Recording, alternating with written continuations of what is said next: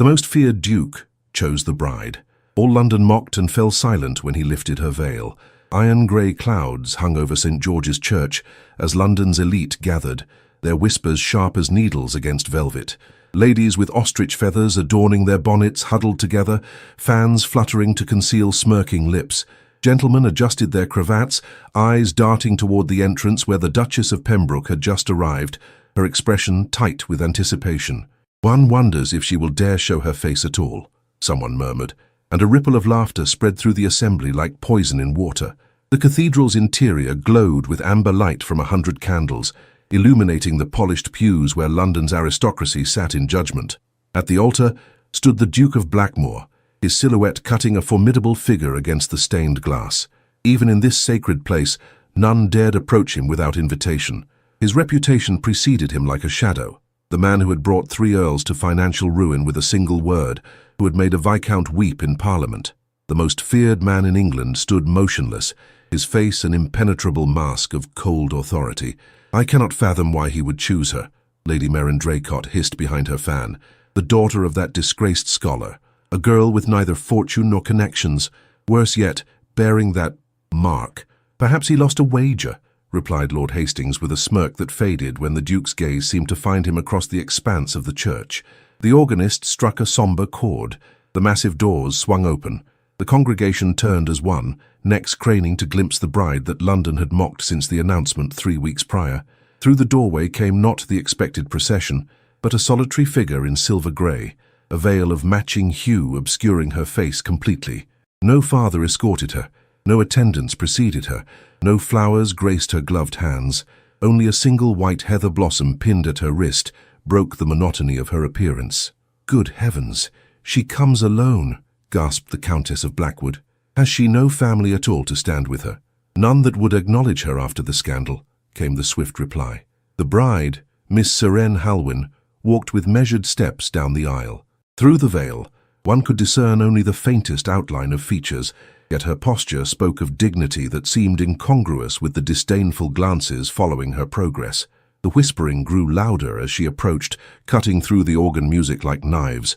"I heard her face would frighten even the bravest soul. They say her father died of shame. Even the veil cannot hide what she truly is." At the altar steps she paused, her veiled face turning slightly as though surveying the congregation. The Duke of Blackmore remained impassive, not moving to meet her, not offering his hand. The vicar cleared his throat nervously, clutching his prayer book with white-knuckled fingers. "Dearly beloved," he began, his voice faltering under the weight of the Duke's unblinking stare. The ceremony proceeded with mechanical precision. When asked if any knew cause why this man and woman should not be joined, a heavy silence fell, not of consent, but of collective restraint, for none dared speak against the Duke's wishes to his face, regardless of what venom they might later spill. "I, Serene, take thee, Rallian." Her voice emerged from behind the veil, unexpectedly melodious and steady, betraying no tremor of fear before this man whom even lords approached with caution. When the Duke spoke his vows, the temperature in the church seemed to drop. His voice was deep and clear, each syllable carved from ice, devoid of warmth or tenderness. "I, Rallian, take thee, Serene." He spoke as though issuing a command rather than making a promise. "The ring," prompted the vicar. The Duke withdrew from his waistcoat pocket a band of platinum set with a single black diamond.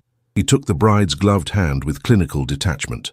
A collective breath was drawn as the congregation leaned forward, wondering if he would lift the veil for the customary kiss. But the Duke merely placed the ring upon her finger and stepped back, leaving the veil untouched. "What manner of marriage begins without the groom seeing his bride's face?" Lord Pembroke whispered to his companion. "Perhaps he knows what lies beneath and cannot bear the sight," came the reply. Outside, raindrops began to patter against the stained glass, casting shifting shadows across the stone floor as the final prayers were uttered. The new Duchess of Blackmore stood motionless beside her husband, the veil stirring slightly with her breath, the only indication that a living woman resided within its confines. "I present to you the Duke and Duchess of Blackmore," the vicar announced. No cheers greeted this pronouncement, only the rustle of expensive fabrics as the congregation rose. The Duke offered his arm to his bride with the same detached courtesy one might extend to a stranger at a formal ball.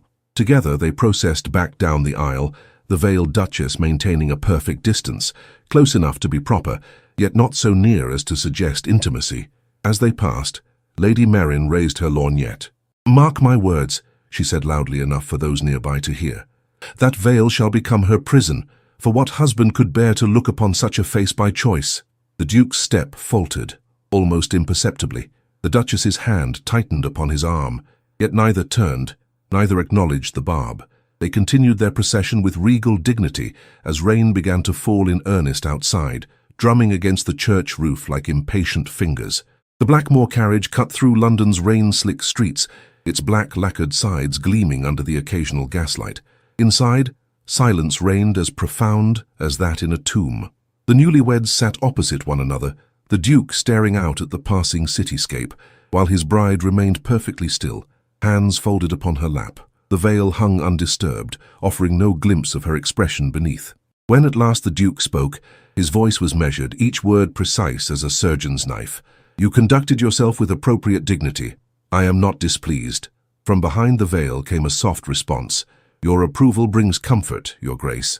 "I have certain expectations for our arrangement," he continued, his gaze still fixed upon the rain-streaked window.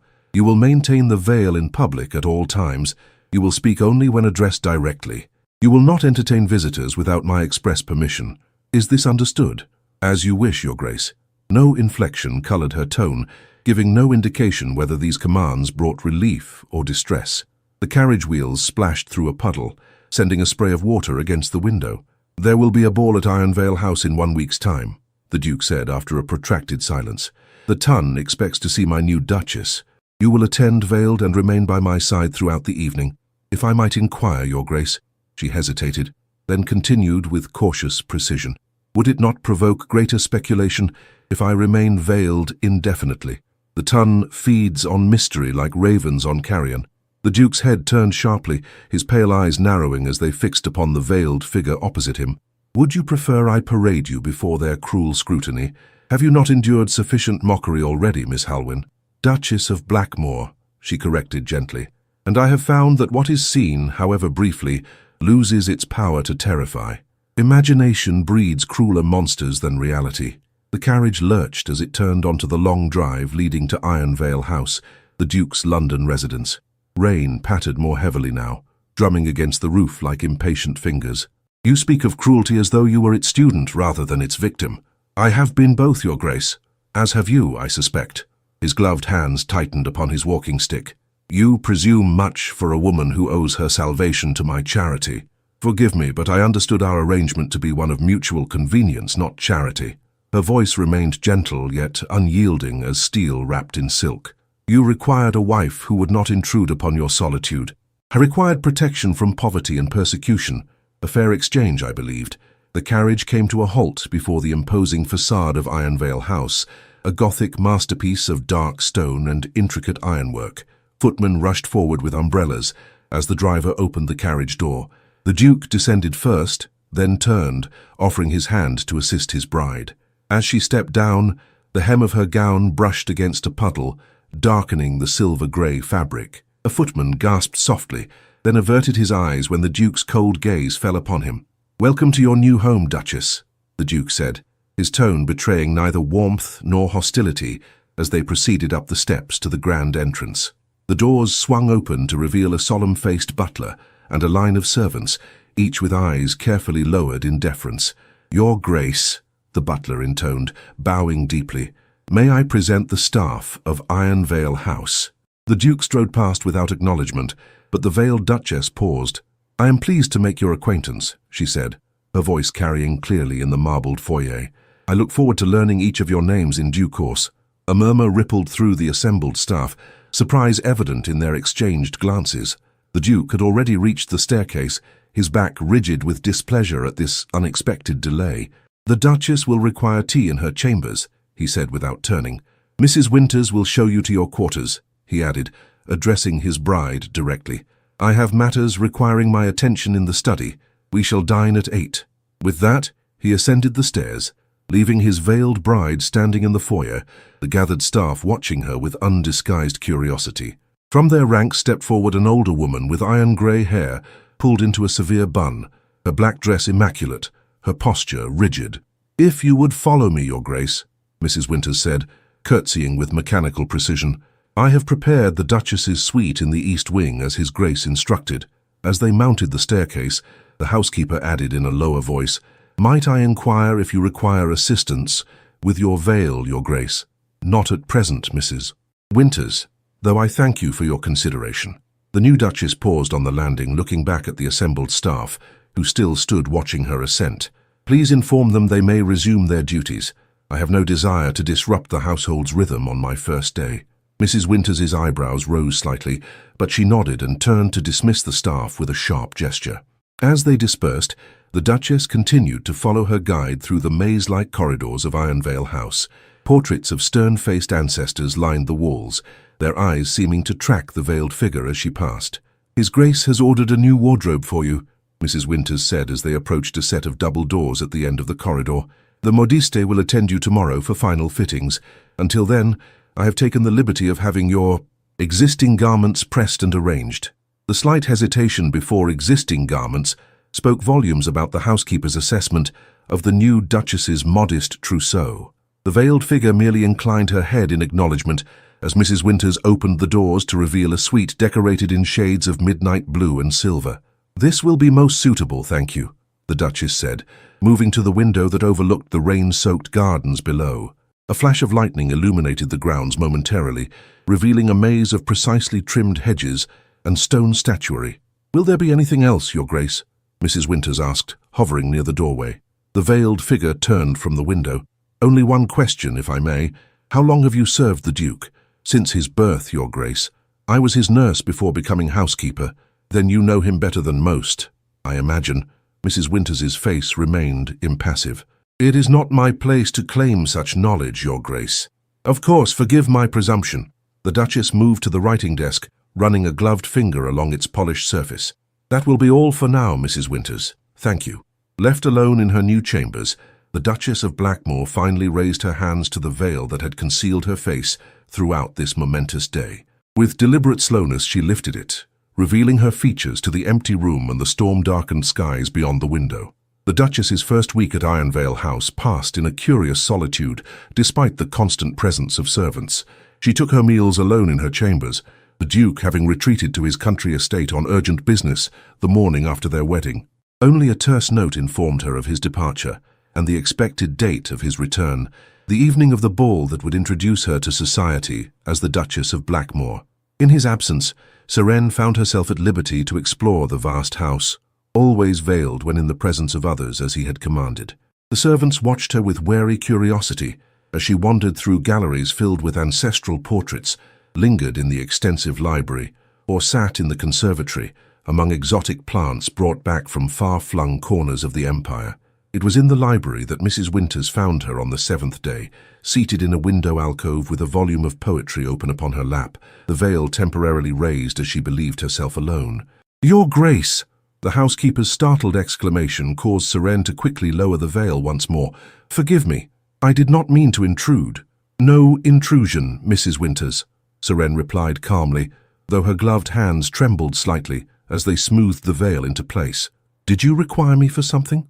The older woman hesitated, her eyes fixed upon the place where the veil had been raised moments before. A curious expression flickered across her features, not the disgust or horror that Serene had grown accustomed to, but something more complex. "His Grace's carriage has been sighted on the road. He shall arrive within the hour. I thought you might wish to prepare yourself." "Indeed. Thank you for the warning." Serene closed the book and rose, her silver-grey gown rustling softly. "Has everything been arranged for this evening's ball?" "Yes, Your Grace. The decorations are in place, the orchestra has arrived, and the menu has been approved as His Grace instructed." Mrs. Winters paused, then added with uncharacteristic hesitation, "If I might be so bold, Your Grace, there has been considerable interest in your appearance tonight. The guest list includes the most influential members of the ton." "Including Lady Meryn Draycott, I presume?" Mrs. Winters's lips thinned. "Indeed. Her ladyship was most insistent upon her invitation, despite His Grace having initially struck her name from the list." "How interesting." Serene moved toward the library door, her steps measured and deliberate. "Please have my bath prepared, and send Jenny to assist with my toilette. I shall wear the gown His Grace selected." As she passed the housekeeper, Sirene felt the woman's gaze follow her, laden with unasked questions. At the threshold, she paused. "Mrs. Winters, you have served the Blackmore family loyally for many years. May I ask you a rather direct question?" "Of course, Your Grace." "Do you believe the Duke married me out of pity, cruelty, or calculation?" The housekeeper's eyes widened at such frankness.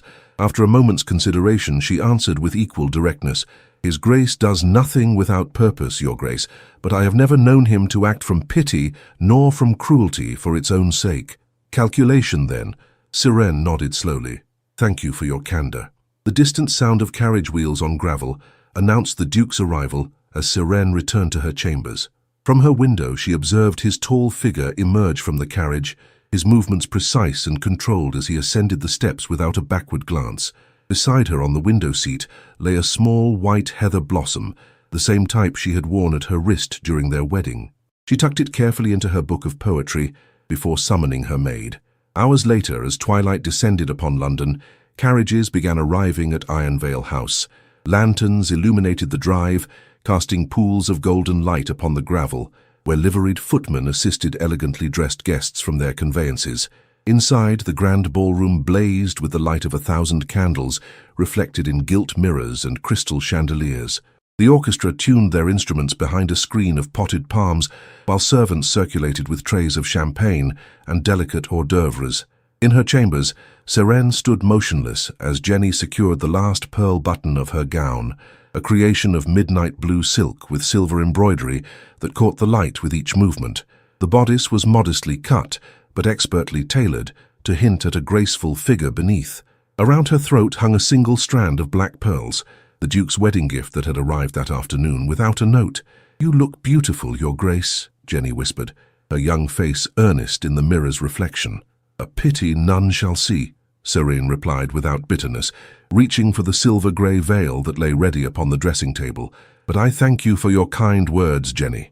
A firm knock at the door announced the Duke's arrival. Jenny hastily secured the veil in place with pearl-tipped pins before curtsying deeply and scurrying from the room.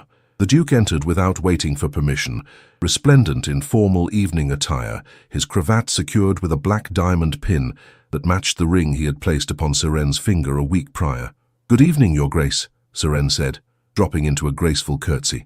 "I trust your business in the country concluded satisfactorily?" It did. His gaze swept over her veiled figure, assessing rather than admiring. "The gown is suitable. You have followed my instructions regarding the veil. To the letter. It has not been raised in the presence of others." Something in her tone caused his eyes to narrow. "You find my conditions objectionable?"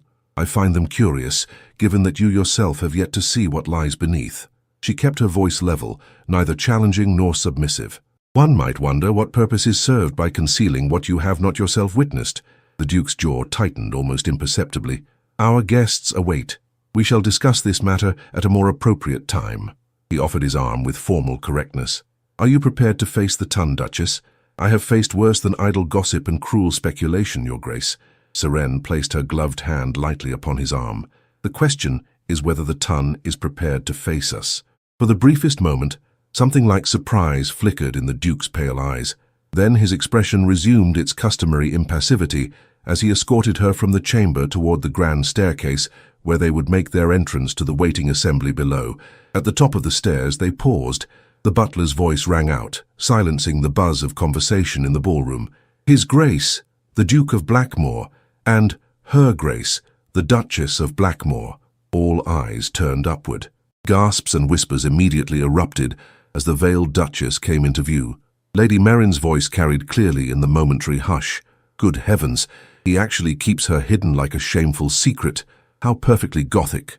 The Duke and Duchess descended the grand staircase with measured steps, her hand resting lightly upon his arm.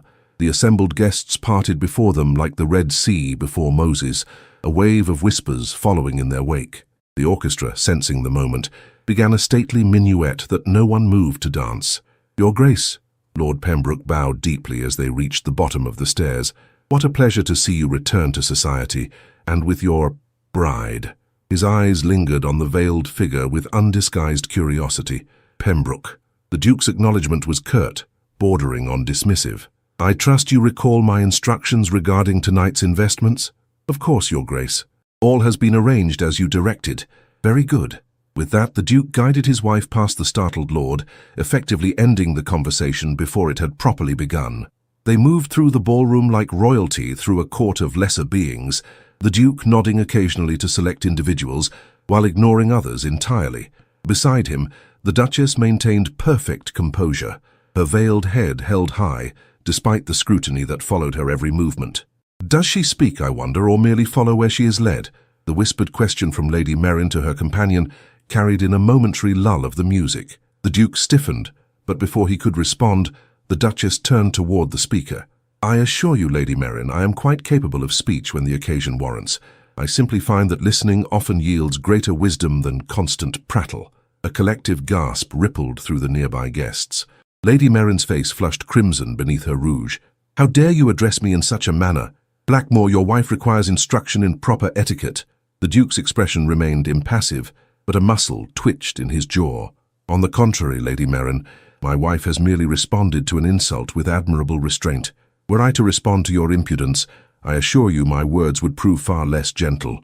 Lady Merryn's companion tugged urgently at her sleeve, whispering something that caused her to retreat with a final venomous glare. The surrounding guests suddenly found great interest in their champagne glasses or the ceiling's architectural details, anywhere but the Duke's cold stare.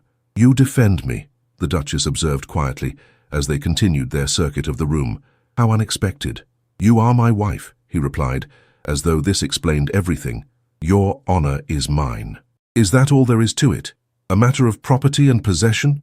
Before he could answer, they were intercepted by the elderly Dowager Countess of Blackwood, who planted herself directly in their path, with the confidence of one who had seen too many seasons to fear social missteps. "Blackmore," she said, tapping her cane once upon the marble floor, "you've kept your bride hidden long enough. Introduce us properly." The Duke inclined his head with more respect than he had shown any other guest. "Countess, may I present my wife, Sirene, Duchess of Blackmore. My dear, the Dowager Countess of Blackwood, my godmother." "Your Grace." Sirene curtsied gracefully. The Dowager studied the veiled figure with sharp eyes. "Well, at least she has proper posture. Come, child, walk with me. I wish to speak with you without this wolf of a godson hovering." For a moment, the Duke appeared ready to object, but the Dowager's expression brooked no argument. With visible reluctance, he released his wife's arm. "I shall await you by the terrace doors, Duchess." As he strode away, the Dowager guided Sirene toward a quiet alcove, partially screened by potted palms. "Now then," she said, settling onto a small settee and gesturing for Sirene to join her. "Tell me how you come to be married to the most disagreeable man in London." "I find him less disagreeable than most, Your Grace," Sirene replied diplomatically. The Dowager snorted. "Diplomatic, aren't you? I shall be blunt then. The Tun says he married you out of perversity to shock society. Others claim he needed a wife who would not interfere with his private pursuits. And what do you believe, Your Grace?" "I believe Raelian Vale does nothing without purpose." The Dowager leaned forward, lowering her voice. "I also believe there is more to you than meets the eye, or rather more than the eye is permitted to meet. That veil intrigues me. His Grace prefers I remain veiled in public. His Grace prefers control in all things." The Dowager's shrewd gaze seemed to penetrate the veil between them. "Yet here you stand, married to the most feared man in England. Either you are a victim or a strategist of considerable skill. Perhaps I'm simply a woman who recognized a mutually beneficial arrangement when it was offered." The Dowager's wrinkled face split into a delighted grin. "Oh, I do like you. You're wasted on him, you know. You should have married my grandson." "Is your grandson the most feared duke in England?" "No, merely the most dissolute viscount in Yorkshire," the Dowager replied with a cackle, "but considerably more charming." "I find I have little use for charm, Your Grace. It rarely lasts beyond the first frost." The Dowager's laughter drew curious glances from nearby guests. "Well said, child. Now tell me—" She broke off as the music suddenly ceased, and a commotion arose near the ballroom's entrance. "What now?" A footman hurried to the Duke, who still stood by the terrace doors, and whispered urgently in his ear. The Duke's expression darkened as he strode purposefully toward the entrance hall, his bearing rigid with controlled anger. "It appears something unexpected has occurred," Sirene observed, rising from the settee.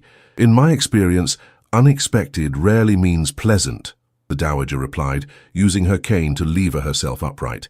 "Let us investigate before the gossips twist the tale beyond recognition." They made their way toward the entrance hall, where a growing crowd had gathered.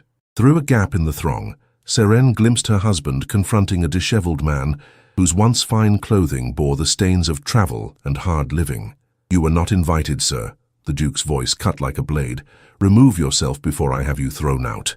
Is that any way to greet your brother-in-law, your grace?" The man's voice carried a slurred edge that suggested he had fortified himself with spirits before this confrontation. "Especially when I've come such a long way to meet your mysterious bride." A murmur rippled through the assembled guests. Seren felt her heart contract painfully within her chest. The man swayed slightly on his feet, his unsteady gaze sweeping the crowd until it found her veiled figure. "There she is!" He pointed a trembling finger. "My little sister, hidden away like damaged goods." He lunged forward suddenly, surprisingly quick despite his inebriated state. "Let's show these fine folk what the mighty Duke of Blackmore has taken to wife, shall we?" Before anyone could react, he reached for Seren's veil. The Duke moved with astonishing speed, seizing the man's wrist in an iron grip mere inches from the silver-grey fabric. "Touch her," the Duke said, his voice deadly quiet, "and it will be the last act of your miserable life." The entrance hall fell silent as the guests watched the tableau before them, the Duke gripping the intruder's wrist with such force that the man's fingers had begun to whiten, the veiled Duchess standing perfectly still, the Dowager Countess observing with narrowed eyes. For a heartbeat no one moved. Then the intruder laughed, a harsh sound devoid of humor. "Such chivalry, your grace. One might almost believe you married my sister for love, rather than other considerations." The Duke's grip tightened further, causing the man to wince. "Mr. Halwyn, you forget yourself. You are trespassing in my home and insulting my wife. Either of these alone would justify having you removed. Together they test the limits of my forbearance." "Tobias." The Duchess's voice emerged from behind her veil, soft yet carrying clearly in the hushed hall. "You are unwell. This is neither the time nor the place for a reunion." The man, Tobias Halwyn, attempted a mocking bow despite the Duke's iron hold. "Unwell, is that what we're calling it now, sister? Not disgraced, not disinherited, merely unwell. Gentlemen." The Dowager Countess rapped her cane sharply against the marble floor. "This spectacle has entertained the gossips quite sufficiently. Blackmore, I suggest you continue this discussion in your study, away from these vultures." The Duke released Tobias's wrist with a slight shove that caused the inebriated man to stagger. "Indeed, Countess." His gaze swept over the assembled guests with glacial contempt. "The orchestra will resume. Anyone remaining in this hall when the next measure begins will no longer be welcome in my home." The crowd dispersed with remarkable alacrity, though many cast lingering glances over their shoulders as they retreated toward the ballroom. The music swelled again, deliberately loud and cheerful, as though to drown any further disturbance. "Winters," the Duke addressed his housekeeper, who had materialized at his elbow. "Escort Mr. Halwyn to my study. Ensure he remains there until I arrive." "Yes, your grace." Mrs. Winters gestured for 2 footmen to flank Tobias, who allowed himself to be led away with surprising docility, his momentary fire seemingly extinguished. When they had gone, the Duke turned to his wife. "You did not inform me you had a brother. You did not ask about my family, your grace." Her voice remained even, betraying nothing of her emotions behind the concealing veil. "In truth, Tobias and I have been estranged since our father's death 3 years ago. I did not expect to see him again. Yet here he is, disrupting my ball and making accusations of—" "What, precisely?" The Duke's eyes had grown cold again, calculating. "What other considerations might he believe motivated our marriage?" The Dowager Countess cleared her throat pointedly. "I believe I shall return to the ballroom and quell any unseemly speculation. Blackmore, do try to remember that however justified your anger, this is your wife's brother." With that parting admonition she departed, her cane tapping a steady rhythm against the floor. Left alone in the entrance hall, the Duke and Duchess regarded one another in silence for several heartbeats. Finally, Seren spoke. "My brother was once a promising scholar, following in our father's footsteps. After father's disgrace and death, Tobias turned to drink and gambling to escape his grief. I have not seen him in nearly 2 years, though I received occasional letters demanding money I did not possess." "And how did he discover our marriage?" "I took pains to keep the announcement discreet. The tongue's whispers travel far and wide, your grace, particularly when they concern a scandal as delicious as the most feared duke in England marrying a disfigured nobody." The Duke flinched almost imperceptibly at her frank assessment. "You should return to the ballroom. Our absence together will only fuel speculation. And will you join me? Or are you going to confront my brother alone? This is a family matter requiring privacy. Indeed it is, Seren agreed. My family. I should be present. For a moment, the Duke appeared taken aback by her assertiveness. His brow furrowed as he studied her veiled face. Very well, but you will allow me to handle any negotiations that may be required. Negotiations? A new edge entered her voice. Is that what you anticipate? That my brother has come to extract payment? Men like your brother rarely appear unexpectedly without some financial motivation. The Duke offered his arm with formal correctness. Shall we proceed? I dislike keeping vermin waiting longer than necessary. Seren placed her hand upon his arm, her touch light but firm.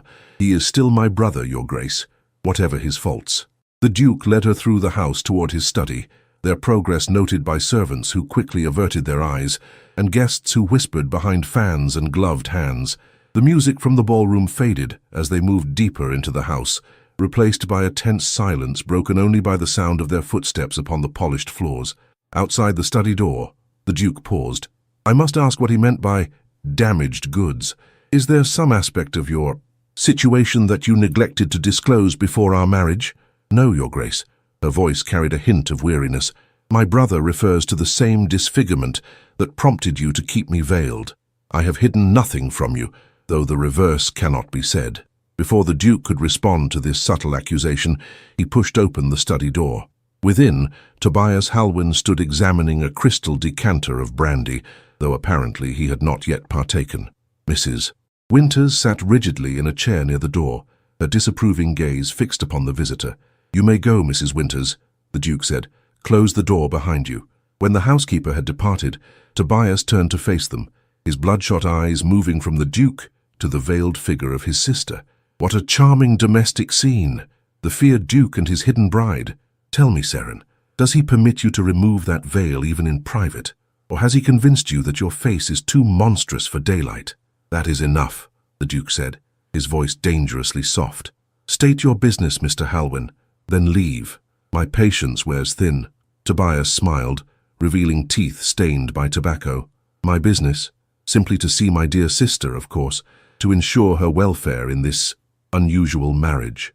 How touching, the Duke replied coldly, particularly given that you made no effort to ensure her welfare during the 2 years preceding our marriage, when she lived in poverty after your gambling debts claimed what remained of your father's estate. Tobias's smile faltered. You seem remarkably well informed about our family affairs, Your Grace. I make it my business to be informed about matters that concern me. The Duke moved to stand behind his desk, a position of authority. Now I will ask once more, what do you want? Perhaps I merely wish to understand why the most powerful duke in England would marry a penniless, disfigured scholar's daughter. Tobias's gaze slid to his sister. Unless there are compelling reasons beyond the obvious.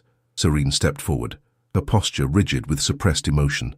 If you are implying what I think, Tobias, you dishonor both yourself and me. The Duke married me of his own free will, for reasons that need not concern you. Of his own free will? Tobias gave a harsh laugh.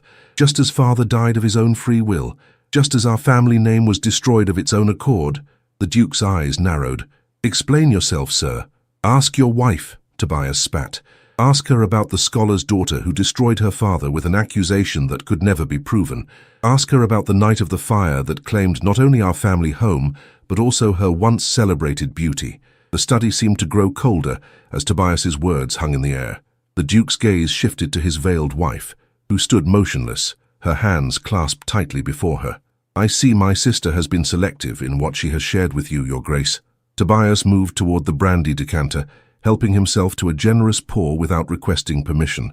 Our father was ruined not by academic rivals, as she may have claimed, but by his own daughter's testimony. You speak of matters you do not understand. Seren's voice emerged with surprising steadiness. And you dishonor father's memory with these half-truths. Half-truths? Tobias downed the brandy in a single swallow, then slammed the crystal glass upon the desk. Tell him then. Tell your husband how you testified against our father before the university board. Tell him how you claimed impropriety where there was only scholarship. The Duke raised a hand, silencing further outburst. Whatever grievances lie between you and your sister, they do not justify your intrusion into my home or your disruption of my ball. If you have come seeking financial assistance, name your price for your permanent departure from England. I will consider it." Tobias's bloodshot eyes widened, then narrowed calculatingly. "How generous, Your Grace, and how eager you seem to be rid of your bride's only living relative. One might almost suspect you fear what family secrets I might reveal." "I fear nothing from you," the Duke replied with deadly calm, "but I do grow weary of your insinuations. Name your price or leave empty-handed. £5,000 would ease my journey considerably. An absurd sum for so little value." The Duke moved to a writing desk in the corner, withdrew a sheet of paper and began to write. "I will give you £1,000, payable through my solicitor in monthly instalments of £50, contingent upon your residence remaining at least 100 miles from London." He signed the document with a flourish, then sprinkled sand over the wet ink. "Additionally, you will sign a document renouncing any future claims upon me or the Duchess." Tobias's face flushed with anger. "You insult me, sir. I am a gentleman by birth, not some beggar to be dismissed with crumbs from your table." "A gentleman?" The Duke's voice could have frozen flame. "A gentleman does not attempt to extort money by threatening his sister's reputation. A gentleman does not appear inebriated at a private function to which he was not invited. You, sir, are many things, but a gentleman is not among them." Throughout this exchange, Sirene had remained silent, her veiled face turned slightly toward the window where rain had begun to patter against the glass. Now she moved forward, placing herself between her brother and her husband. "Tobias," she said softly, "what happened to you? Where is the brother who once read me poetry by candlelight when I was ill? Who defended my honor when father's students made improper advances?" For a moment, something like shame flickered across Tobias's ravaged features. "That brother died in the same fire that claimed your face, sister. He burned alongside father's reputation and our family's good name." "No," she shook her head slowly. "He began to die long before, when he chose resentment over truth and drink over responsibility." She turned to the Duke. "Your Grace, might I have a moment alone with my brother?" The Duke's expression darkened. "I think not. Please," she said, laying a gloved hand lightly upon his arm. "Just 5 minutes. Then I will not oppose whatever arrangement you deem appropriate." After a moment's consideration, the Duke inclined his head slightly. 5 minutes. I shall wait outside." As he passed Tobias, he added in a voice like steel wrapped in silk, "If you distress her in any way, your passage from England will be considerably less comfortable than we have discussed." When the door closed behind the Duke, Sirene reached up and slowly lifted her veil, revealing her face to her brother for the first time in years. Tobias inhaled sharply, his eyes widening as they traced the silvery scar that ran from her temple across her cheek to the corner of her mouth, pulling it slightly askew. "It healed better than the doctors expected," she said quietly, "though I believe that Tun's imagination has conjured something far more grotesque." Tobias looked away, unable to meet her gaze. "Why did you marry him, Sirene? A man with his reputation. There must have been other options." "What options, Tobias? After you gambled away what remained of our inheritance, after every respectable household in London closed its doors to Professor Halwyn's disgraced daughter." She moved to the window, watching raindrops trace paths down the glass. "The Duke offered protection and a position that shields me from society's cruelest barbs. In return, I provide him with a wife who makes no emotional demands and asks no uncomfortable questions about his business affairs." "A business arrangement, then?" Tobias laughed bitterly. "How practical you've become, sister. And does this arrangement include sharing his bed? Or is that where he draws the line with his damaged purchase?"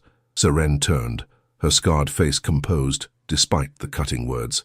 "You have no right to speak of my marriage, not after you abandoned me to destitution without a backward glance." "I was drowning in my own grief." Tobias's voice rose, then broke. "Father was destroyed, our home was ashes, and you were the instrument of it all." "I spoke the truth," she said simply. "Would you have preferred I remain silent while he pursued his research with other vulnerable young women? While he used his position to coerce and manipulate? His methods were unorthodox, but his intentions do not excuse his actions. I loved him, Tobias. He was my father too. But what he did was wrong, and my silence would have made me complicit." She moved closer to her brother, close enough that he could not avoid seeing the permanent mark that fire had left upon her once flawless face. "I have made my peace with my choices." "Have you?" Before he could answer, a firm knock announced the Duke's return. Sirene quickly lowered her veil into place as the door opened. The Duke entered, his sharp gaze taking in the scene before him. The veiled Duchess by the window, her brother standing with shoulders slumped in uncharacteristic defeat. "Your time has elapsed," the Duke said. "Have you reached an understanding?" Tobias straightened, composing his features into a mask of dignity despite his disheveled appearance. "I believe we have, Your Grace. I will accept your terms, with one amendment. You are hardly in a position to negotiate, Mr. Halwyn." "Not for myself," Tobias clarified hastily. "For Seren. I ask only that you permit her to write to me occasionally, to know that she is well treated. In return, I give my word that I shall never again enter your home uninvited or speak of family matters to others." The Duke considered this for a moment, then looked to his wife. "The Duchess is at liberty to correspond with whomever she wishes, provided such correspondence does not interfere with her duties or bring disrepute to my name."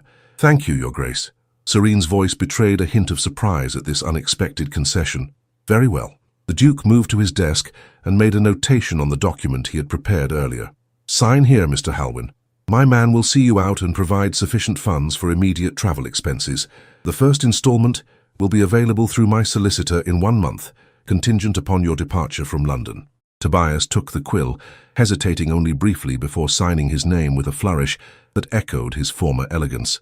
"Seren," he said, turning to his sister, I wish you happiness, improbable as that may seem in your current circumstances." "Take care of yourself, Tobias," she replied softly. "Perhaps one day you will find your way back to the brother I once knew." After Tobias had been escorted from the room, the Duke and Duchess stood in silence for several moments.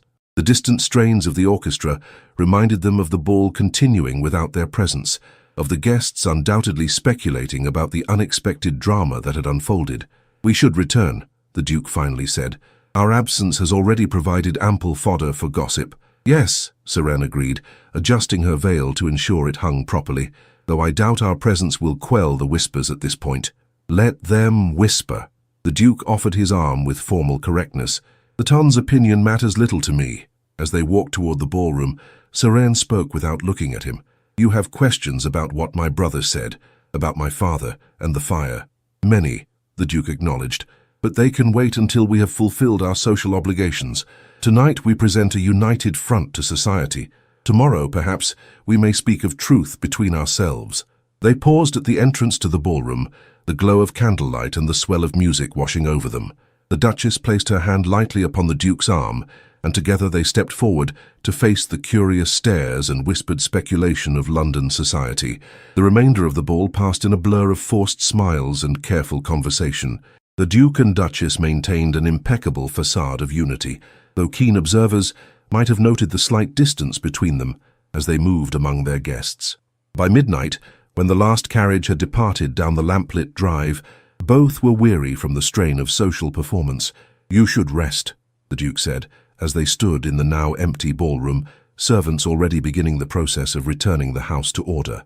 "It has been an, eventful evening, indeed." Serene's hands fidgeted slightly with the edge of her veil. "Though I find I am rather too alert for sleep at present, perhaps some air might be beneficial." The Duke hesitated, then gestured toward the terrace doors. "The rain has ceased. A brief turn about the gardens would not be inappropriate if you wish for company." They walked in silence through the formal gardens, gravel crunching beneath their feet, the night air cool and damp with lingering moisture. Gas lamps along the paths cast pools of golden light, while shadows gathered beneath the carefully trimmed hedges and statuary.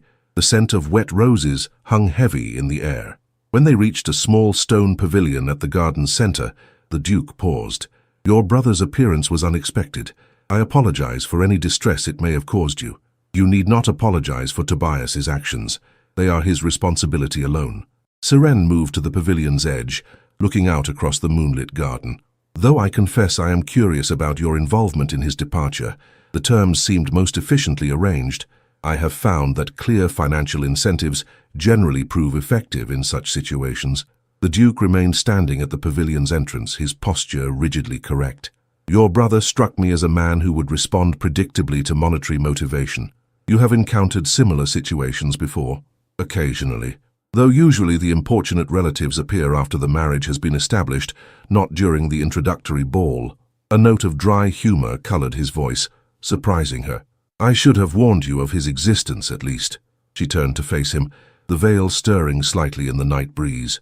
though in truth I believed him to be in Edinburgh, possibly even abroad. We have not communicated since before my employment as a governess. The Duke stepped into the pavilion, his expression thoughtful in the dim light.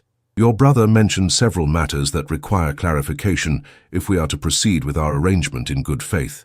You refer to my father's disgrace. It was not a question. Among other things, I was aware of Professor Halwyn's fall from academic grace, of course, though the particulars were kept remarkably quiet. Your brother implied your direct involvement. Surenne's hands clasped tightly before her.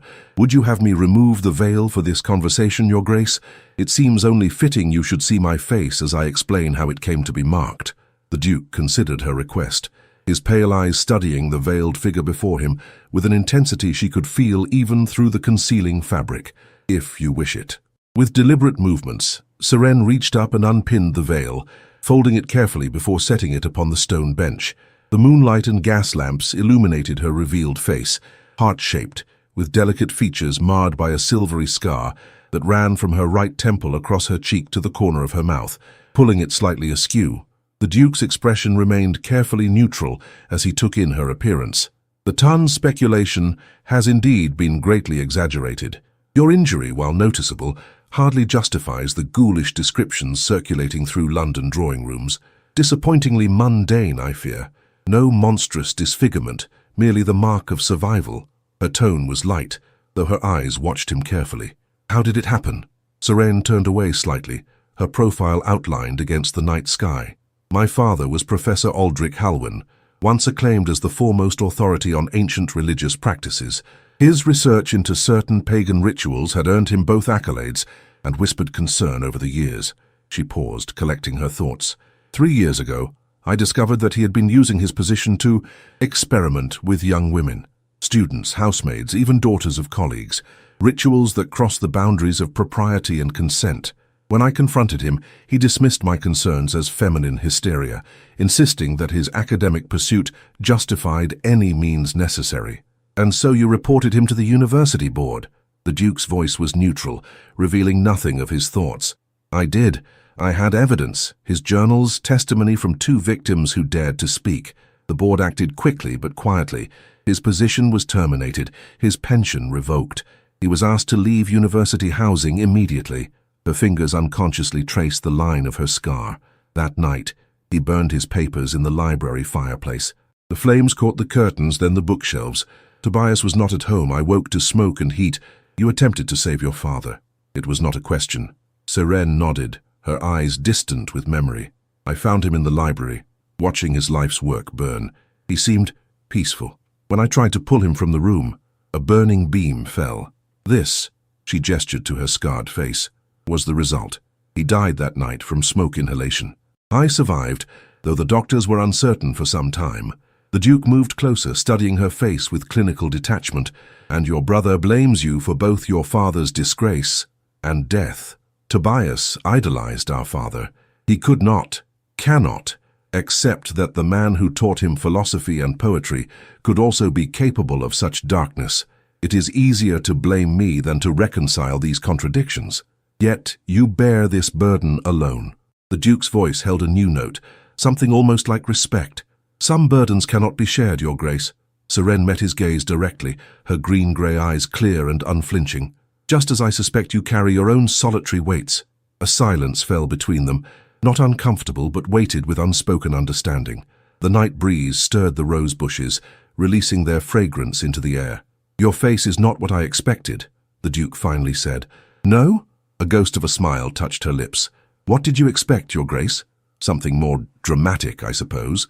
The scar is noticeable, certainly, but hardly the grotesque disfigurement society has painted. In fact, he paused, seeming to choose his words with unusual care. In the proper light, it might even be considered distinctive. Surenne blinked, surprise momentarily disrupting her composed facade. That is perhaps the most peculiar compliment I have ever received, Your Grace. It was not intended as a compliment, merely an observation. Yet something in his tone belied the clinical nature of his words. He turned abruptly, moving to the pavilion's entrance. It grows late. We should return to the house. Surenne reached for her veil, then hesitated. Would you prefer I replace this for our walk back, Your Grace? The Duke considered for a moment. The hour is late. The servants will be occupied with their duties. If you find it more comfortable without, there seems little purpose in donning it merely for the journey to your chambers." They walked in silence through the moonlit gardens, the Duke matching his pace to hers. As they neared the terrace doors, Seren spoke without turning. "Might I ask a question of my own, Your Grace?" "You may ask. I reserve the right not to answer." "Fair enough." She paused at the bottom of the terrace steps. "Why did you agree to marry me? You knew of my father's disgrace, my supposed disfigurement, my lack of fortune or connections. What possible advantage could such a match bring to a man in your position?" The Duke was silent for so long that she thought he had chosen to invoke his right not to answer. When he finally spoke, his voice was measured, revealing nothing of his inner thoughts. "Advantage comes in many forms, Duchess, not all of them obvious to society's understanding." He offered his arm with formal correctness, "But the hour grows late for such philosophical discussions. We shall continue this conversation tomorrow if you wish." As they entered the darkened house, a footman materialized to light their way upstairs. The Duke escorted Seren to the door of her chambers, where he paused regarding her unveiled face in the flickering candlelight. "One observation, if I may," he said, his voice low enough that the distant footman could not hear. "Of course, Your Grace. You need not fear society's reaction to your appearance. The scar they imagine is far worse than the reality before me." His eyes met hers directly. "Good night, Duchess." "Good night, Your Grace." She watched as he turned and strode away down the corridor, his bearing as rigid and controlled as ever, yet somehow changed in a way she could not quite define. The morning after the ball dawned bright and clear, as though nature sought to compensate for the previous evening's tensions. Seren stood at her chamber window, watching servants tidy the gardens below, the sun glinting off dew-damp gravel paths. Without the veil, the world seemed sharper, colors more vibrant, an irony not lost on her as she contemplated the night's revelations. A gentle knock at her door preceded Jenny's entrance with a breakfast tray. The young maid started visibly at the sight of her mistress's unveiled face, then immediately lowered her eyes in embarrassment. "Forgive me, Your Grace. I didn't expect— That is, I thought— It's quite all right, Jenny." Seren turned fully to face her, determined not to hide within her own chambers. "I imagine the reality is somewhat less dramatic than the servants' hall speculations." Jenny blushed to the roots of her hair as she set down the tray. "We would never presume to speculate, Your Grace." "Of course not," Seren replied with gentle amusement, "just as I would never presume that natural human curiosity ceases upon entering service. Tell me, does the household find me a disappointment? I fear my modest disfigurement hardly lives up to the monstrous countenance they may have imagined." Jenny's eyes widened at such directness. "No one is disappointed, Your Grace. In fact—" She hesitated, then continued in a rush. "Mrs. Winters said just this morning that you were quite lovely, scar or no, and that His Grace had done better than he deserved." Seren laughed, a genuine sound that seemed to surprise them both. "Mrs. Winters is more generous than diplomatic, it seems. Please thank her for the compliment, though perhaps not the assessment of His Grace." As Jenny busied herself arranging the breakfast dishes, Seren spotted a sealed note upon the tray. "What is this?" "His Grace sent it up with instructions that it be delivered with your morning tea, Your Grace." Jenny curtsied. "Will there be anything else?" "No, thank you. You may go." When the door closed behind the maid, Seren broke the black wax seal bearing the Blackmore crest. The note, written in the Duke's precise hand, was brief and to the point. "Duchess, I shall be engaged with business matters until noon. At 1 o'clock I request your company in the library to continue our discussion. Until then the house and grounds are at your disposal. You may maintain or dispense with the veil as you see fit. Blackmore." Seren read the note twice, her fingertips tracing the firm strokes of his signature. Such a simple thing, the freedom to choose whether to conceal her face, yet it represented a shift in their arrangement that she had not anticipated. She placed the note carefully on her writing desk before turning her attention to breakfast, her appetite surprisingly robust after the emotional tumult of the previous evening. Later that morning, she ventured into the main areas of the house without her veil for the first time. The servants' reactions ranged from poorly concealed shock to determined indifference, though none dared comment directly. In the morning room, she encountered the Dowager Countess, who had apparently stayed the night rather than returning to her own residence. "Well, well," the elderly woman said, lowering her newspaper. "So, the mysterious Duchess finally emerges from behind her shroud. Come closer, child. Let me see what has caused such absurd speculation." Seren approached, allowing the Dowager to examine her scarred face without comment. After a moment's scrutiny, the old woman snorted dismissively. Is that all? Good heavens, the Tun will be terribly disappointed. They've been imagining everything from a missing eye to scales like a serpent. How perfectly ordinary you are. You find a facial scar ordinary, Your Grace? Seren asked, amused by the Countess's bluntness. At my age, child, one has seen far worse. My late husband returned from the Crimea with half his face reconstructed and still managed to cut a fine figure in society. The Dowager gestured for Seren to sit beside her. No, what interests me far more than your modest scar is the effect you appear to have on my godson. Effect? I'm afraid I don't understand your meaning. Don't you? The Dowager's shrewd eyes studied her with unnerving intensity. Raelian Vale has spent the past decade cultivating a reputation for ruthless detachment. He has systematically dismantled his enemies in Parliament and ruined those who dared cross him in business. The Tun fears him, with good reason. Yet last night, he defended you publicly against Lady Merrin, permitted you to speak with me privately despite his obvious misgivings, and handled your disreputable brother with remarkable restraint. He was protecting his property and reputation, Seren suggested, though without conviction. Nonsense, he could have accomplished that far more efficiently by simply having your brother thrown out by the footman. Instead, he negotiated, considered your wishes, and even permitted continued correspondence. The Dowager tapped her cane emphatically. Most telling of all, he has apparently given you leave to dispense with that ridiculous veil. Seren smoothed her skirts, uncomfortable under such scrutiny. You ascribe emotional motivations where practical considerations suffice, Your Grace. Do I? Then tell me, what practical purpose is served by displaying your scar to the household? What advantage does Blackmore gain by risking society's gossip about his damaged bride? Before Seren could formulate a response, the library door opened across the hall, and the Duke himself emerged in conversation with a severe-looking gentleman carrying a leather portfolio. Both men paused upon seeing the women in the morning room. Godmother, Duchess. The Duke inclined his head formally. I trust you rested well after last night's events. Well enough, though these old bones don't appreciate unfamiliar mattresses, the Dowager replied tartly. Your wife has been keeping me company now that she's abandoned that absurd veil. The Duke's gaze moved to Seren's face, his expression revealing nothing of his thoughts. Indeed, a sensible decision given the circumstances. The gentleman beside him cleared his throat discreetly. Your Grace, if I might suggest we conclude our business, the documents require immediate attention if they are to be dispatched by today's post. Of course, Farnsworth. Ladies, if you'll excuse us. With a slight bow, the Duke retreated into the library, his solicitor following closely behind. Fascinating, the Dowager murmured once the door had closed. Not a flicker of surprise, which means he expected you to heed his permission to dispense with the veil. More interesting still, he made no attempt to explain your unveiled state to Farnsworth, who will undoubtedly share his observations with certain interested parties. Perhaps His Grace simply does not concern himself with others' opinions, Seren suggested. Oh, he concerns himself with everything that might affect his interests, child. Every word, every action is calculated.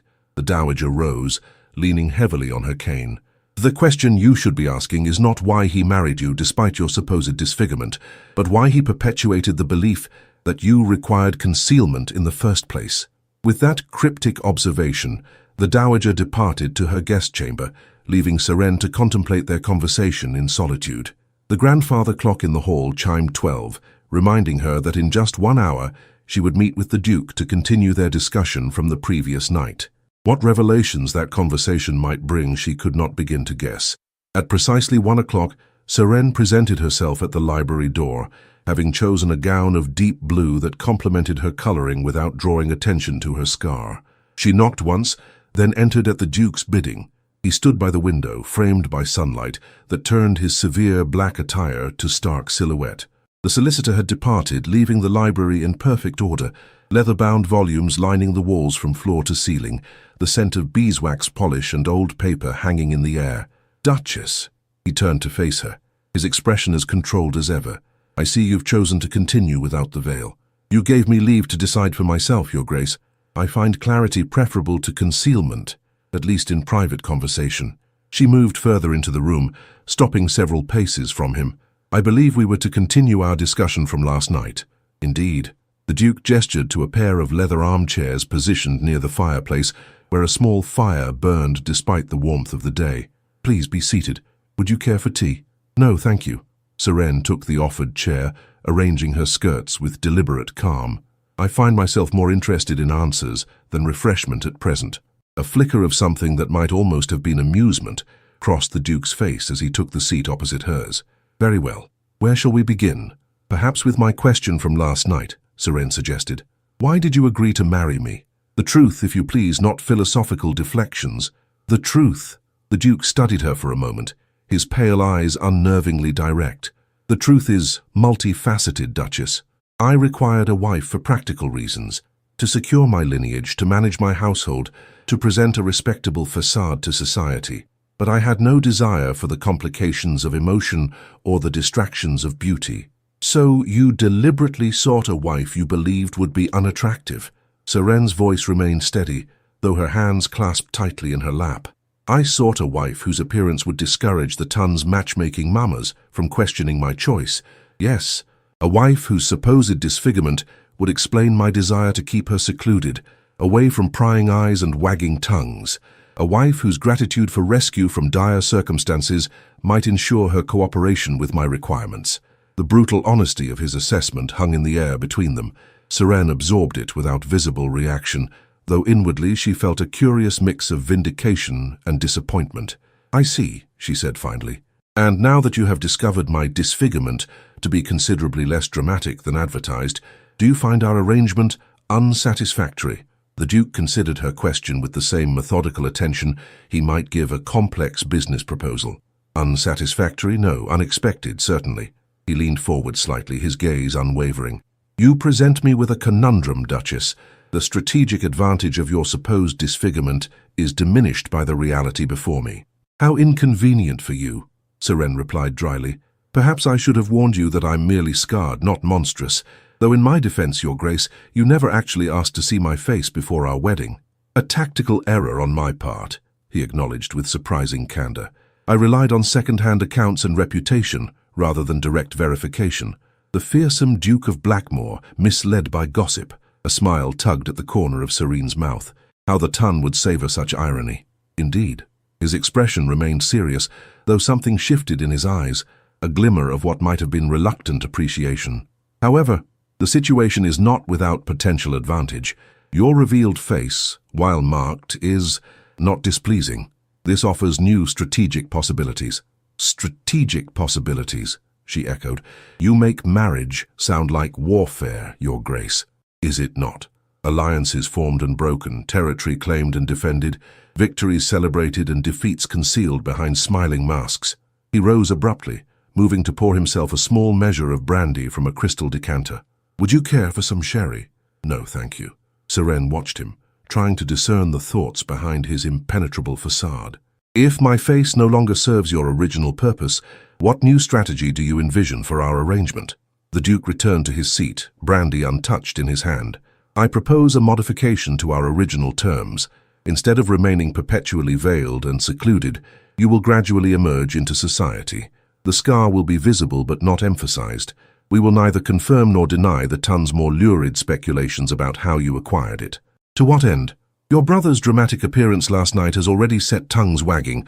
Rather than fight the tide of gossip, we shall direct it. He leaned forward, his voice taking on a rare intensity. Those who whispered that I married you out of perversity or peculiar preference will be confounded. Those who claimed I kept you veiled out of shame or disgust will be proven wrong. So instead, London will see that I chose a woman of character and dignity, whose physical imperfection is vastly outweighed by her composure and intelligence. Seren studied him, searching for the hidden purpose behind this unexpected change of course. You speak of presenting me to society as though unveiling a new acquisition, yet I sense there is more to this proposal than merely correcting public misconceptions. Perceptive as always. He set the untouched brandy aside. I have enemies, Duchess. Powerful men who would see me ruined if they could, men who have spent years searching for a weakness to exploit in my defenses. And I was to be that weakness, she concluded, the damaged bride, hidden away like a shameful secret, a point of vulnerability. Precisely. By selecting a wife rumored to be hideously disfigured, I expected to present an obvious target, one I could predict and control. But now, he gestured toward her face, the reality offers a different opportunity. Instead of a hidden weakness, you may become an unexpected strength. How flattering. Seren's voice remained level, though a hint of irony colored her words. "And what role would you have me play in this new strategy, Your Grace? Silent ornament, gracious hostess, political ally? All of those, potentially." His gaze was calculating yet not unkind. "Your father was Professor Halwyn, whose work on ancient rituals and historical governance was required reading at Oxford before his disgrace. You were educated far beyond the typical accomplishments deemed suitable for young ladies. You speak multiple languages, understand political theory, and clearly possess both courage and composure under pressure. These qualities need not be wasted in seclusion." Serene absorbed this assessment in silence, surprised that he had bothered to learn such details about her background. Finally she asked, "And what would I gain from this modification to our arrangement? Beyond the dubious pleasure of facing society's scrutiny directly rather than hiding from it. A more meaningful existence than embroidery and solitude," he replied immediately. "Access to my libraries, political salons, correspondence with scholars who might value your insights, a measure of influence in circles that once dismissed you, and—" he hesitated, seemingly uncertain for the first time in their conversation, "perhaps a marriage that offers more than mere convenience to both parties." The implication hung in the air between them, neither fully articulated nor easily dismissed. Serene found herself unexpectedly affected by the possibility his words suggested, not of love, certainly, but of partnership more substantive than she had dared hope for when accepting his proposal. "You speak of a true marriage," she said carefully, "not merely the legal fiction we have maintained thus far." "I speak of possibility," he corrected. "I make no promises beyond what I know I can fulfill, but I believe our arrangement might evolve in ways beneficial to both our interests, including the production of an heir, I presume." She met his gaze steadily, refusing to flinch from the most fundamental expectation of any ducal marriage. "Eventually, yes." His voice remained measured, betraying no emotion. "But that need not be our immediate concern." Seren rose and moved to the window, needing space to consider his proposal without the intensity of his gaze upon her. Outside, gardeners trimmed the formal hedges with mathematical precision, their methodical work a counterpoint to the tumult of her thoughts. "You have been honest with me, Your Grace, so I shall be equally candid." She turned to face him. "When I accepted your proposal, I expected a marriage in name only, protection and respectability in exchange for managing your household and preserving your solitude. I did not anticipate evolution." "Nor did I," he admitted. "Yet circumstances change. Strategies must adapt." Indeed, she studied him. This formidable man whose reputation for ruthlessness was matched only by his reputation for brilliant calculation. "Before I agree to this modified arrangement, I must know, what precipitated this change in strategy? Was it merely seeing my face and realizing its potential utility, or is there some other factor at play?" The Duke hesitated, and for a moment Seren thought he might evade the question. Instead, he answered with unexpected directness. "Last night, when your brother threatened to expose your past, you did not cower or plead. You stood your ground with quiet dignity. When we spoke in the garden pavilion, you shared painful truths without self-pity. And this morning you chose to face the household unveiled, despite years of hiding behind fabric and shadow." He rose, crossing the room to stand before her. "Courage impresses me, Duchess. It is rarer than beauty, and more valuable than accomplishment." The sincerity in his voice startled her. This was not the calculated flattery of a strategist, but something more genuine, an admission that seemed to surprise even him as the words left his mouth. "I see," she said softly. "Then perhaps we may indeed find a more advantageous arrangement than originally envisioned." "Then you agree to my proposal?" "With one condition." She held his gaze steadily. "Complete honesty between us, in private at least. No more secrets, no hidden agendas. If we are to present a united front to society, we must know exactly where we stand with each other." The Duke considered this for a long moment. "Honesty is a dangerous commodity, Duchess, even between husband and wife. Nevertheless, it is my condition. Take it or leave our arrangement as it stands." A flicker of something like respect crossed his features. "Very well. Honesty it shall be, though you may come to regret demanding it." "I doubt that, Your Grace. I have lived with secrets and their consequences. I find truth, however painful, preferable to comfortable lies." "Then we are agreed." He extended his hand, a formal gesture sealing their new understanding. Seren placed her gloved hand in his, feeling the strength of his grip even through the fine kid leather. "Agreed." A knock at the library door interrupted the moment. "Mrs. Winters entered after the Duke's acknowledgement, her impassive face revealing nothing of her thoughts at finding her mistress unveiled and in close conversation with her master. "Forgive the intrusion, Your Grace, but Lady Meryn Draycott has called and insists upon seeing the Duchess. I informed her that you were not receiving visitors today, but she is most persistent." The Duke and Duchess exchanged a glance of perfect understanding. "Show her to the blue drawing room," the Duke said. "The Duchess will receive her in 15 minutes. When Mrs. Winters had departed, the Duke turned to Seren with a raised eyebrow. "Your first test approaches rather sooner than anticipated. Lady Meryn undoubtedly comes to survey the aftermath of last night's drama and report back to her gossip-hungry circle." Seren's voice held more amusement than anxiety. "Shall we disappoint her with composure, Your Grace?" "Indeed." For the first time in their acquaintance, something very like a smile touched the Duke's lips. "But first, a strategic consideration. When we face society together, we should present a more unified appearance than formal correctness allows. What do you suggest?" In answer, he reached for her hand once more, this time removing her glove with deliberate slowness. The unexpected intimacy of the gesture caught her by surprise, but she did not withdraw. His fingers were cool against her skin as he raised her hand and, with perfect formality, brushed his lips against her knuckles. "Let Lady Meryn witness this," he said softly. "The tongue will draw its own conclusions." "A calculated display," Seren observed, though her pulse had quickened at the gesture. "Most effective strategies begin with a foundation of truth, Duchess." He released her hand and offered his arm instead. "Shall we greet our visitor?" Together they left the library, stepping into the sunlit corridor as husband and wife, not merely in legal definition, but in mutual purpose.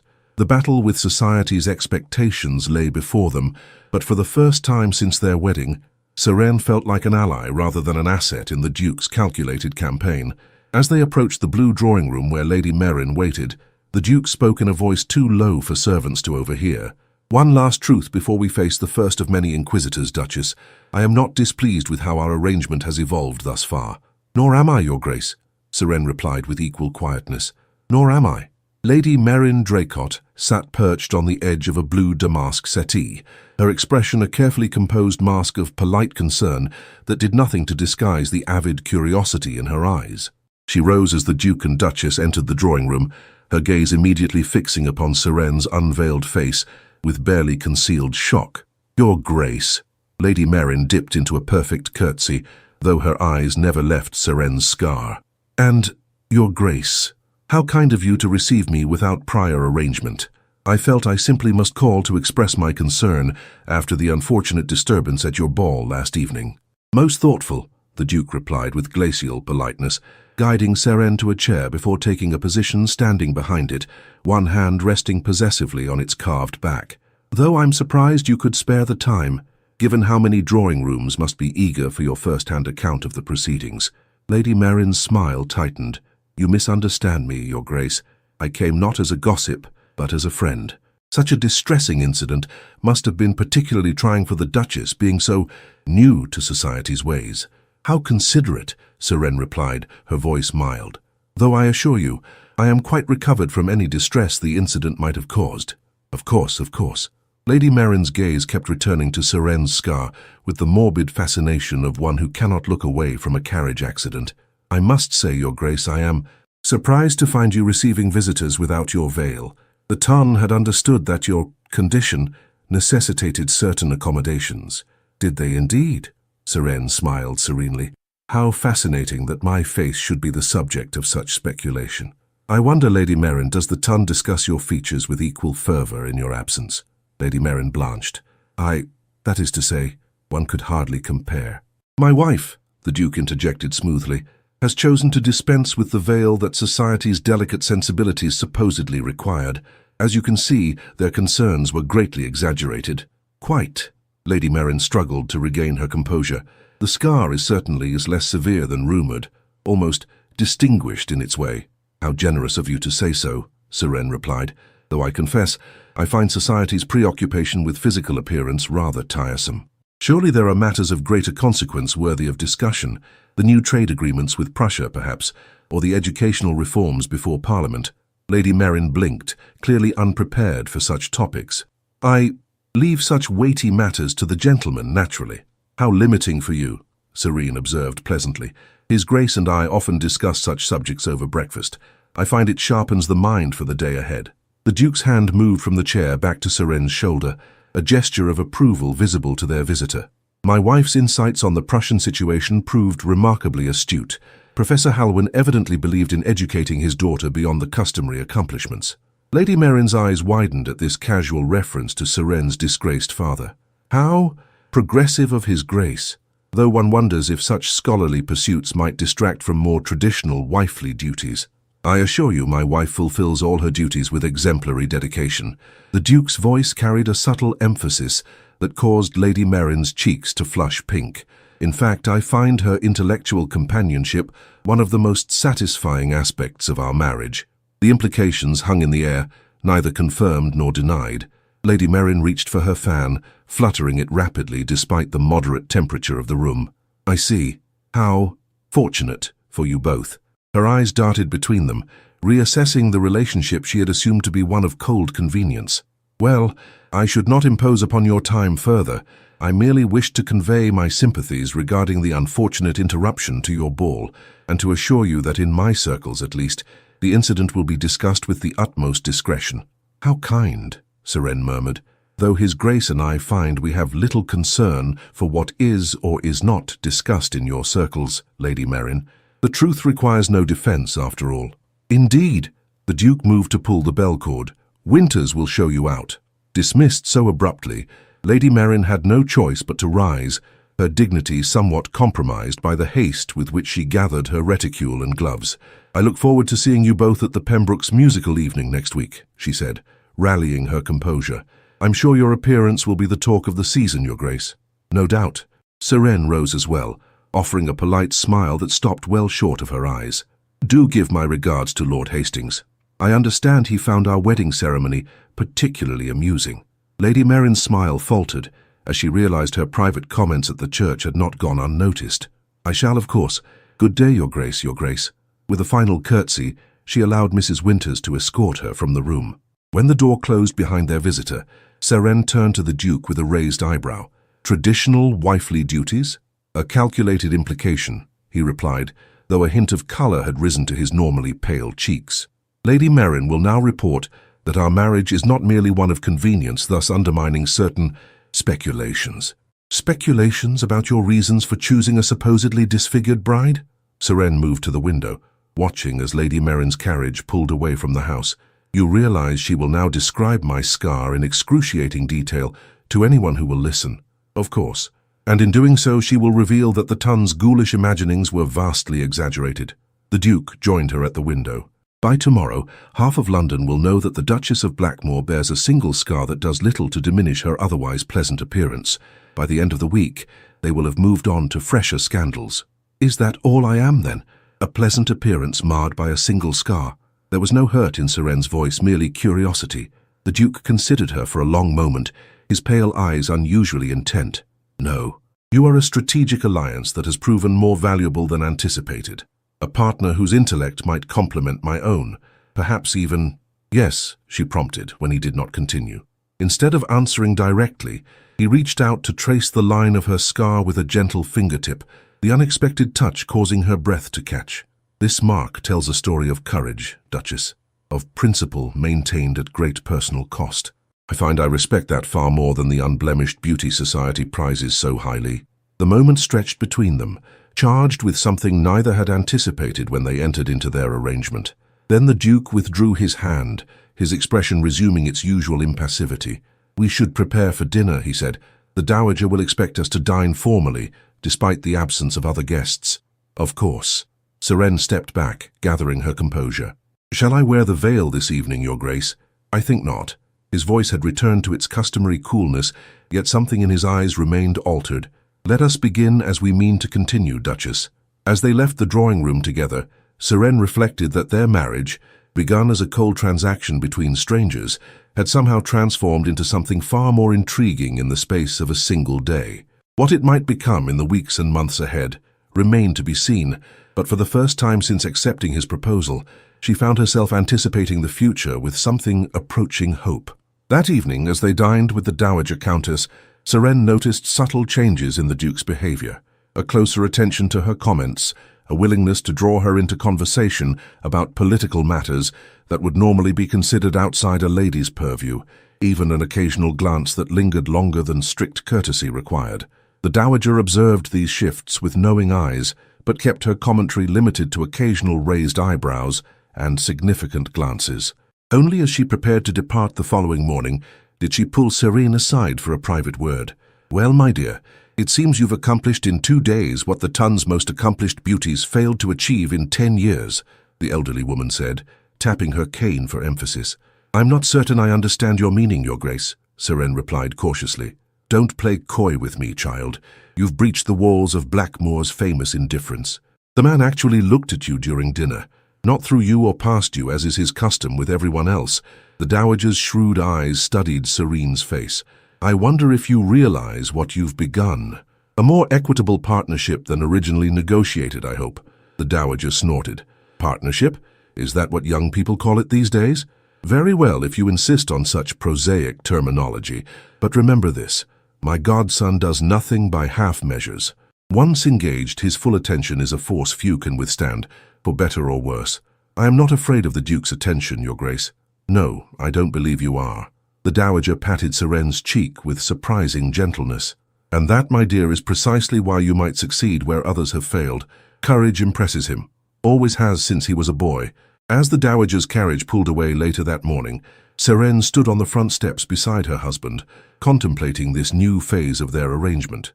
The veil that had concealed her face at their wedding now lay folded in a drawer, perhaps never to be worn again. The scar that society had whispered about would soon become merely another fact about the Duchess of Blackmoor, no more remarkable than the color of her hair or the cut of her gowns. "What are you thinking, Duchess?" the Duke inquired as they turned to re-enter the house. Serene met his gaze directly, no longer hidden behind silk and shame. "I am thinking that truth, however inconvenient, provides a firmer foundation than comfortable deception." "Indeed." His hand came to rest briefly at the small of her back as they crossed the threshold, a gesture that would have been unthinkable a week earlier. "And what truth shall we face next, I wonder?" "The truth that our marriage has evolved beyond its original purpose," she replied with quiet certainty. "The question is, what shall we make of it now?" His answer came not in words, but in the subtle shift of his expression, a softening around the eyes, a slight easing of the perpetual tension in his jaw. It was not a declaration of love, nor even of affection, but something equally meaningful, acknowledgement of possibility. Together they entered Ironvale House, no longer merely Duke and Duchess, husband and wife in name only, but two people standing at the threshold of a future neither had imagined possible when they spoke their vows beneath the judging eyes of London society. 1 year later, the ballroom of Ironvale House glittered with the light of 1,000 candles as London's elite gathered for what had become the most coveted invitation of the season. The annual Blackmoor Ball, once a sombre affair attended more from obligation than pleasure, had transformed under the Duchess's guidance into an event that seamlessly blended intellectual discourse with social elegance. Serene stood at the entrance to the ballroom, greeting guests with composed grace, the silver scar on her cheek now as much a part of her public persona as her reputation for wit and charitable works. Beside her, the Duke maintained his customary reserve, yet those who knew him well noticed subtle changes. The occasional touch of his hand against his wife's back, the way his gaze followed her movements through the room, the slight softening of his expression when she spoke. "Your Grace?" Lady Pembroke curtsied deeply as she reached the receiving line. "Such a magnificent gathering. I declare, you've quite revolutionized the concept of a society ball." "You are too kind, Lady Pembroke," Serene replied, "though I believe the credit belongs to His Grace for permitting the innovations." "Permitting?" The Duke raised an eyebrow, the ghost of a smile touching his lips. "I believe, my dear, that encouraging would be more accurate." The exchange, witnessed by several nearby guests, sent a ripple of surprised whispers through the crowd. The Duke of Blackmoor, known for his icy demeanor and ruthless business practices, publicly acknowledging his wife's influence, and with something approaching affection, no less. As the evening progressed, Serene moved among the guests with easy confidence, as comfortable discussing the latest parliamentary debates with senior statesmen as she was admiring the needlework of debutantes. The scar that had once been the subject of lurid speculation now went largely unremarked, though new acquaintances sometimes cast curious glances when first introduced. Near the refreshment table, Lady Meryn Draycott held court among a circle of eager listeners. "Of course, I was the first to call upon her after she abandoned that ridiculous veil," she confided, conveniently revising history. "I told Blackmore directly that society would accept his wife regardless of her appearance, if only he would give us the chance." "How remarkably progressive of you, Lady Meryn," came a cool voice from behind her. The Dowager Countess of Blackwood approached, leaning heavily on her cane yet still commanding instant respect. "Though I recall your reaction to my goddaughter's unveiled face somewhat differently. Something about damaged goods, was it not?" Lady Meryn flushed crimson. "Your Grace misunderstands. I merely meant to convey my admiration for the Duchess's courage in facing society, despite her misfortune." "Did you indeed?" The Dowager's smile was razor-sharp. "How curious that your admiration manifested as mockery at their wedding ceremony. But perhaps my old ears deceived me." Across the ballroom, unaware of this exchange, the Duke stood in conversation with Lord Chancellor Harwick. Their discussion focused on the upcoming vote regarding educational reform, a cause the Duchess had championed with surprising effectiveness over the past months. "Your wife has made quite an impression on the committee, Blackmore," Harwick observed. "Her paper on female education was remarkably persuasive. Several votes swung in favor after its circulation. The Duchess has a gift for presenting logical arguments in a manner that disarms rather than antagonizes," the Duke replied, his gaze finding Seren among the crowd. "A skill I have come to value most highly." "Indeed," Harwick followed his gaze. "One might almost say she has had a similar effect on you, old friend. There was a time when the mere mention of compromise would have ended our conversation." The Duke did not deny the observation. "Marriage, I have discovered, offers unexpected lessons in the value of strategic alliance." "Is that what you call it?" Harwick chuckled. "My wife would be most disappointed to hear our 30 years together reduced to such clinical terms." A footman approached with a message, interrupting their conversation. The Duke read the note quickly, his expression changing in a way that caused Harwick to step back in surprise. "If you'll excuse me," the Duke said, already moving toward the ballroom doors, "a matter requires my immediate attention." He found Seren in the small antechamber off the main entrance, standing with her lady's maid and the family physician. Her face was pale but composed, her hand resting lightly on the back of a chair for support. "You should have sent for me sooner," he said, dismissing the servants with a glance. "And interrupt your conversation with the Lord Chancellor." She offered a small smile. "The matter has been handled, Your Grace. Dr. Winters has merely confirmed what we suspected." The Duke closed the distance between them, taking her hands in his. "You are certain?" "Quite certain. In approximately 7 months' time, the Blackmore nursery will require reopening." Her voice remained steady, though her fingers tightened around his. "Are you pleased with this development?" For a moment, his customary mask of control slipped entirely, revealing an expression she had seen only in their most private moments, a vulnerability at odds with his public persona. "Pleased seems an inadequate word, Duchess." He raised her hand to his lips, a gesture that had evolved from calculated display to genuine affection over the course of their marriage. "Are you well? Should you retire from the festivities?" "I am perfectly well, and I have no intention of retiring when half of London's most influential citizens are gathered in our ballroom," she replied with quiet determination. "The announcement can wait until an appropriate moment. Tonight belongs to your educational initiative." "Our initiative," he corrected, offering his arm with formal correctness that belied the new warmth in his eyes, as with so many things these past 12 months. Together they returned to the ballroom, presenting the same united front they had cultivated since that pivotal day when the veil had been set aside. Yet those with discerning eyes might have noticed subtle changes, his hand covering hers where it rested on his arm, her step matching his with practiced ease, the private glance they exchanged before separating to attend to their guests. Later that night, when the last carriage had departed down the torchlit drive, they stood together on the terrace, watching the first snowflakes of winter spiral down from the night sky. "A successful evening," the Duke observed, his breath forming clouds in the cold air. "Harwick believes the vote will pass with a comfortable majority."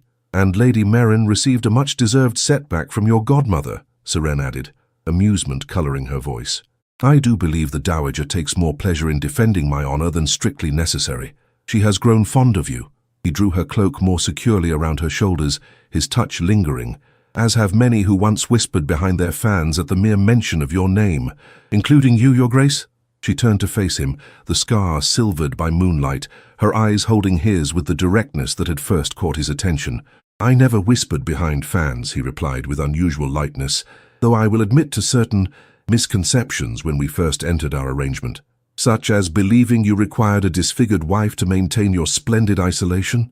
She smiled to soften the words. "Or that I would be suitably grateful for rescue to make no demands upon your privacy." Both grievous miscalculations. His hand came to rest against her cheek, thumb tracing the line of her scar with familiar tenderness. "Yet I find I cannot regret them, given where they have led us." A year ago, such an admission would have been unthinkable from the most feared duke in England. A year ago, Sirene would have flinched from any touch that drew attention to her marred face. Now she leaned into his caress with the confidence of a woman who knew her worth extended far beyond physical appearance. "Where indeed?" she murmured. "From a marriage of convenience to a partnership I value above all others," he completed, "and soon, to a family I never expected to desire." Snow continued to fall around them, transforming the formal gardens into a landscape of pristine white. Inside Ironvale House, servants extinguished the ballroom candles one by one, their light fading as a new day approached. The Duke of Blackmore, once feared throughout London for his ruthless detachment, drew his wife closer against the winter chill. The Duchess of Blackmore, once mocked for a scar that society had never truly seen, rested her head against his shoulder with the ease of hard-won intimacy. Together they stood in comfortable silence, no longer merely playing parts in a strategic arrangement, but building something neither had dared hope for when they spoke their vows beneath the judgmental eyes of London society. A marriage not merely of convenience or calculation, but of genuine respect, deepening affection and mutual understanding. The veil that had once concealed Sirene's face now lay folded in a drawer, a relic of the past. The fear that had once governed the Duke's every decision had gradually yielded to something more complex and rewarding, and the whispers that had once followed them through London's drawing rooms had transformed from cruel mockery to reluctant admiration. As they turned to enter the warmth of their home, a final snowflake settled on the Duchess's scarred cheek before melting away, transient as the Tun's cruelty, fleeting as physical beauty, insignificant against the more enduring bond they had forged together, one truthful conversation at a time. In the silent spaces between judgment and understanding lies the most profound truth of all. That which society mocks often conceals the greatest worth, and the scars we bear are not disfigurements, but testimonies to our courage. The Duke and Sirene's journey reminds us that true beauty emerges not from flawless appearances, but from the integrity with which we face our deepest wounds. Their story whispers to us that the most meaningful connections form not when we hide behind veils of pretense, but when we dare to stand revealed, imperfections and all. Perhaps in our own lives, the path to genuine intimacy begins with the willingness to be seen, not as the perfect beings we pretend to be, but as the scarred yet resilient souls we truly are. For it is not in concealment, but in honest revelation that we find not merely acceptance, but the profound dignity of being truly known and, despite everything, chosen. Did this tale of hidden scars and unexpected love touch your heart? If you found yourself captivated by the Duke and Duchess of Blackmore's journey from cold arrangement to genuine affection, please subscribe to our channel for more emotional Victorian romances that explore the healing power of love against society's harshest judgments. Leave a comment sharing which moment moved you most. Was it when the veil finally fell, or perhaps that tender gesture on the snowy terrace? Your thoughts help us create more stories that speak to the courage required to love beyond appearances. Subscribe now and join our community of romance enthusiasts who believe that every scar tells a story worth hearing, and every heart, however guarded, deserves to be understood.